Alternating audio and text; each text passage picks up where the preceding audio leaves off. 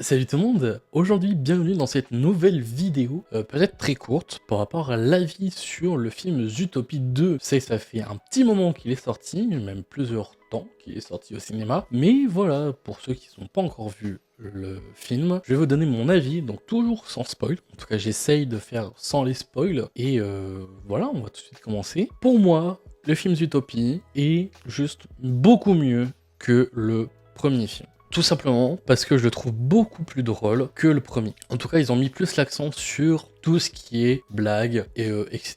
pour, je pense, encore faire plus plaisir aux enfants, ce qui est normal, comparé au premier, mais aussi, je pense, pour atténuer le premier film qui est dans le sens dramatique en termes d'histoire. Là, c'est plus quelque chose de rigolo parce que c'est des choses qui peuvent arriver ou que, le personnage principal, secondaire principal, je sais pas comment le décrire, fait en sorte que on s'attache à lui et que du coup, quand il fait des choses, on trouve ça drôle / mignon.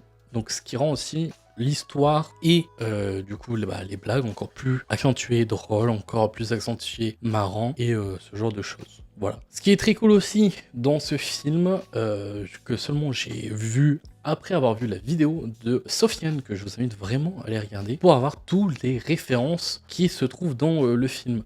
Voilà, bon, il y en a un qui est très connu, qui passe dans la scène, qui est la plus grosse scène, la plus vue au monde, c'est du coup ce ratatouille qui se trouve sur la tête d'un tigre. Voilà, donc qui fait penser à Ratatouille, voilà, tout simplement. Donc ça, c'est le plus gros easter egg, si je puis dire, du film, même si on en trouve plein, et je vous invite vraiment à aller voir la vidéo de Sofiane, si vous avez vu, bien sûr, le film Zootopie 2 et 1, pour avoir tous les easter eggs. Mais si vous voulez aller chercher les easter eggs, vous pouvez aussi, je pense qu'il y en a d'autres. Pour ceux qui n'ont pas vu, du coup, Zootopie, le film est très cool, très humoristique, comme j'ai dit tout à l'heure. Je pense que si vous y allez avec vos enfants, je pense que vous allez beaucoup vous marrer. Voilà, moi je suis quand même très bon public, mais quand même, il y a certaines limites en termes de blagues et en termes de pipi caca prout, que là, c'est très bien dosé, c'est très cool, et franchement, je pense que vous n'allez pas vous ennuyer. Le film dure 1h30, à peu près comme tous les films, mais je veux dire, des fois, il y a des 1h30 où c'est long. Franchement, là, il est très bien.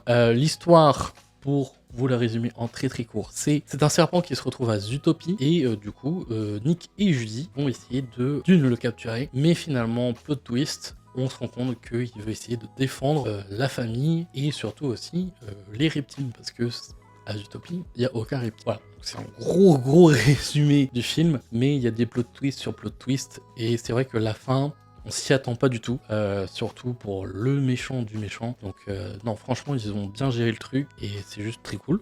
Voilà, vous allez beaucoup vous marrer. Voilà, mais franchement, si vous voulez aller voir ce film, allez-y. Si vous voulez l'acheter, allez-y. Si vous voulez le regarder en streaming, allez-y. C'est une valeur sûre. Et surtout que, je n'en ai pas parlé, mais c'est pas une suite logique mauvaise, dans le sens où on voit leur évolution, Nick et Judy, ce qui fait que on pourra toujours avoir de nouvelles histoires avec ces deux personnages. C'est pas, voilà, ils sont collègues, ils font une mission, et un film c'est une mission. Il y a la mission principale, qui est toujours là, mais il y a toujours cet aspect de collègues, de travail sur eux-mêmes tout au long du film, et c'est ça qui est cool. C'est pas juste, voilà, on a pris les personnages parce qu'ils sont super connus partout et on a fait un deuxième film pour dire de faire un deuxième film. Il y a cette évolution, il y a tout ce genre de choses qui tournent autour d'eux, c'est ça qui est trop bien, et que c'est pas ringard. Une nouvelle histoire, mais avec des subtilités. Voilà.